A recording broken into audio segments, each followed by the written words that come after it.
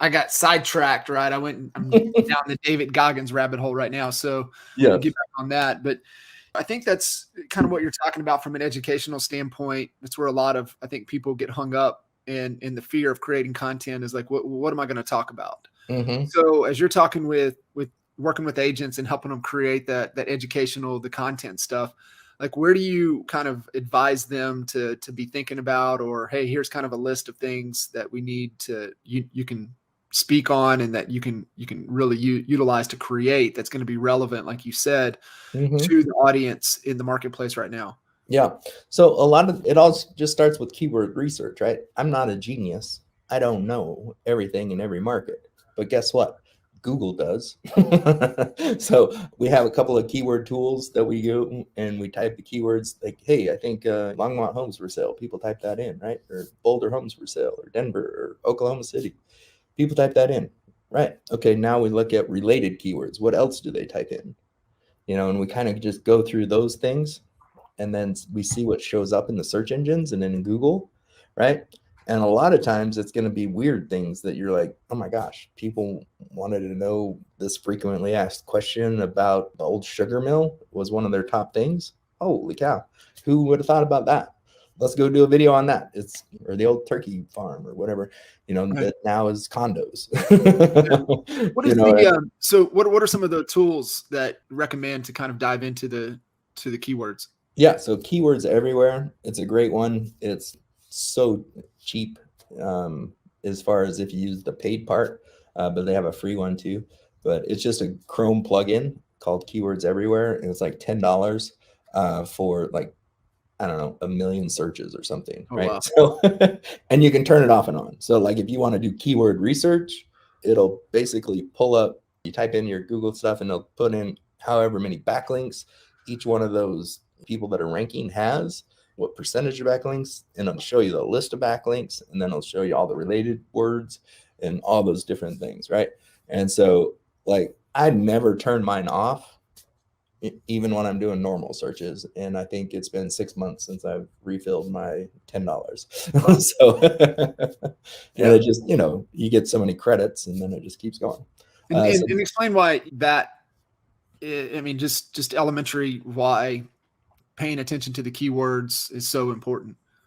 it lets you know what the market is asking or wanting to know, right? And so you see how many searches each one of those keywords has. And if something has 0 searches, it might not be the best keyword to go after.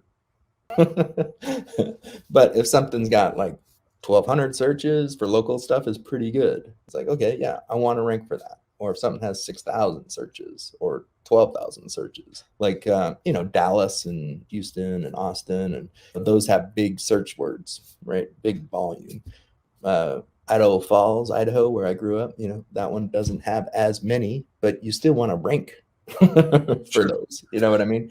So it's So, not really an amount, but it's in that, what are right. people looking for? You want to make sure you And see. then we're utilizing the keyword feedback to help create content, to help Mhm. subject lines, Yep. headlines.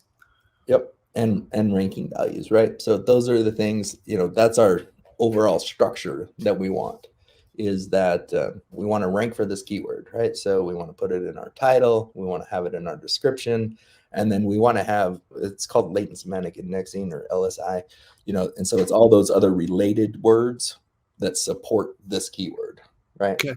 And so those are the tags and all that kind of stuff. And so then once you get your tags, right, and you have all those tags that will support this keyword, then you want to write your descriptions that include those tags. Gotcha. And so if you could make a sentence with each one of those tags and have that sentence structure in a paragraph and have it make sense, you're a genius. Yeah. And I mean, do you utilize Jasper to help? So I use a different one, but yeah, they're great. I think I use Copy AI. I'm like, what is the name of the one I use? But Copy AI, I think they're all about the same, Yeah.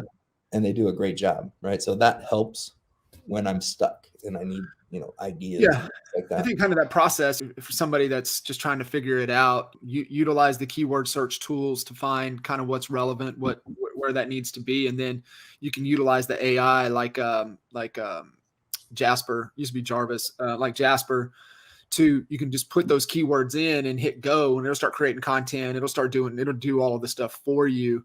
The only little word of caution is, you need to fact check it, because sometimes it'll just make shit up. So yeah, well, it's copywriters, right? They're really good at making things up. Yeah, it is. It is good. So no, I think really spending some time there and being able to create that is absolutely critical for that. So yeah, I'm definitely excited, because I know, we're working with you and helping to create some stuff and really create those assets of being able to consume and go that route.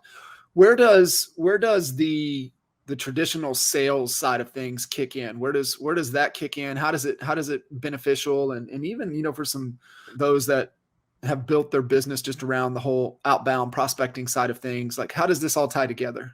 Yeah. Well, I mean, it's sales is sales, right? So the conversations and dials and all those metrics that, normal sales have, we want those same metrics, right? We want to see what's happening. We want to know if they're consuming our content, if they're clicking on it, and if they're responding, right? And so then the sales happens in the relationship, and it always does, no matter what industry you're in, right? You can't sell somebody something unless you get into that relationship. And so once you have that relationship, whether it's a trusted advisor, whether it's the, hero, or whether it's the hard worker, I'm going to work my butt off because I'm new and nobody else. So whatever persona you're projecting to your audience, you know what I mean? That's where the sales happen. So you definitely have to have sales skills. You definitely need to have people skills, Right. And you got to be able to open up the house and show them. Don't say, "Oh, welcome. Here's the kitchen. Here's the fireplace." Well, we can see that. Thanks. Yeah. Do that on a video, but in person, just be yourself. Talk to them. Have a conversation. Let them know that the person that they saw in your videos is the same person that's walking them through the houses. You know what I mean? And just if they ask questions that you don't know, that's the biggest thing that's going to build rapport faster than anything, is being honest and telling them, you know what, I have no clue, but let me find out for you. Yeah. So my line is, you know what, I could totally make something up and it's probably going to be close, but let me go do some research and find that out. Yeah. Right. So that's cool. That's what I do. Cool. And it's one of those things that you don't have to know everything.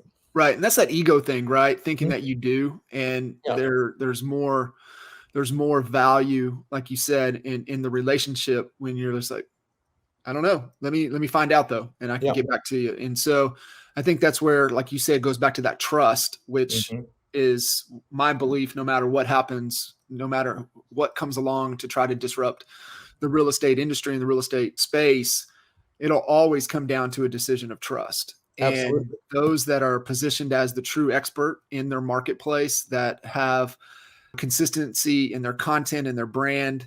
And, guys listening to what we're talking about is it's the follow-up through some automation but it's still content. We're still creating content that the potential opportunity is consuming until they are qualified, right? I think HubSpot categorizes that as an MQL, right? A market qualified lead.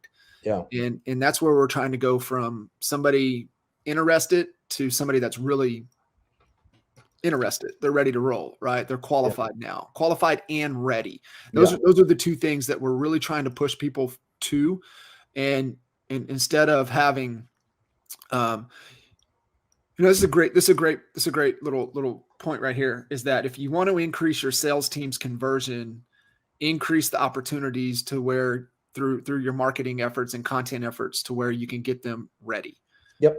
Qualified and ready. And I think that's essentially kind of the space that you're playing in, is that you're helping individuals that are creating opportunities, and also to create opportunities, but then also getting them to an MQL status.